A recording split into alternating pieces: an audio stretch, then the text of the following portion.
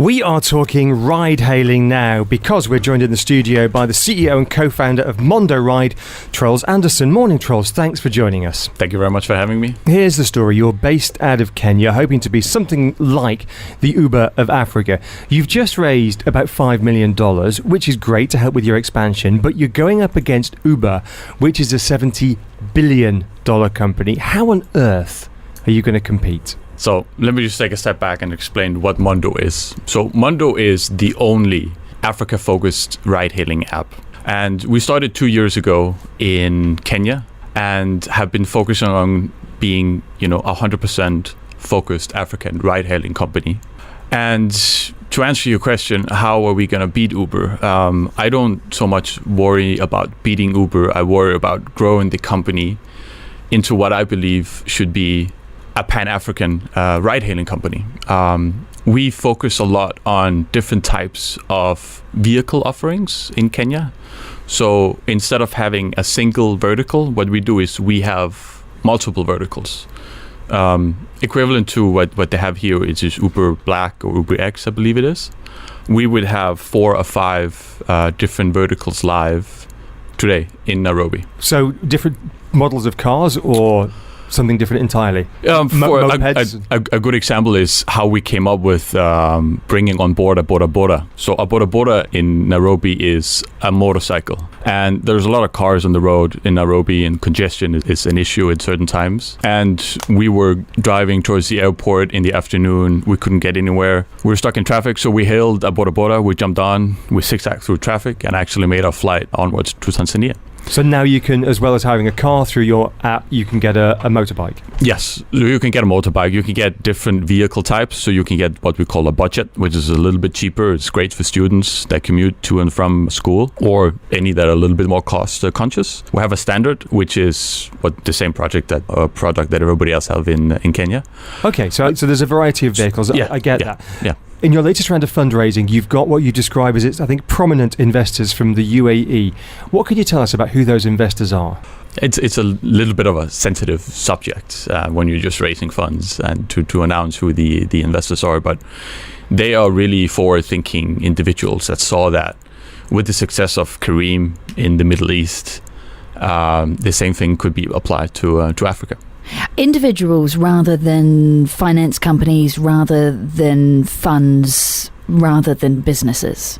Yes, arguably $5 million is a good size, ticket size for any company. But in our business, in our line of business, we would be looking at bringing on board institutions at a Series A stage. Right. Okay. So at the moment, that's what you are getting. Yeah. How are you going to use the money that you've just raised? Great question. In our, with Mondo, the way that I see us growing and the way that other companies in our sort of sphere of businesses have been growing is 3 different ways. One is you need to increase your revenue, your number of rides in the cities that you operate in. You got to expand to more cities, more rides. We are looking to go into different business verticals that are relevant for our sector, and we're looking to invest more into technology and into operations and into our people. We have, I think it's 96% of our entire staff is local Kenyans. So we want to build a strong tech community, or continue to build a stronger tech community in Kenya and East Africa for now. How far could you expand? I mean, the fact that you've got Middle East investors begs the question, are you looking at the Middle East? For now, no, we're not. We are 100% focused on Africa. There are still very big markets that we're looking towards. Nigeria and South Africa definitely being 2 of the bigger markets in Africa. So you've got 6,000 drivers at the moment. You're looking to, I think, triple that over the next 12 months or so. How do you make sure that these drivers are properly vetted? How do you ensure safety? Now, this is a problem for ride-hailing companies around the world. It's not unique to you, but every region has its unique risks. Correct. So, again, very, very good question. The first thing that we did when we launched the company was actually to look at look at it just purely from a consumer perspective, and safety was the number one concern that we had. So what we did was we created a 24-hour call center. So if you have any issues at any point in time, you can call in and we can help you out. Secondly, we built in an emergency button in the app. So if there is any, for whatever reason, you press that button, our call center will try and call your driver and the passenger. And if they can't get through, we are working with a Pan-African security company that are then giving the details and will solve the situation. Which sounds great. It all sounds very expensive. I'm sure you're not profitable yet. You're in very early stages of your existence. But how does the business model stack up? What kind of fees can you charge in Kenya for a ride on the back of a motorbike? And can you scale it so that you can cover these massive investments in technology and other things? Yes. We are working towards profitability. We are definitely investing heavily in operations and in technology at this point in stage, but we are looking to become profitable within the next couple of years. I'm sorry, what was the first part of your question? Well, just given these massive investments, what kind of scale do you need? You're in Kenya at the moment. You want to be Pan-African. What kind of scale do you need before you'll break even and make profitability? We would need to grow significantly. We are still believing that we are just tapping into the very top of the market in terms of number of rides. Let me ask the question slightly differently.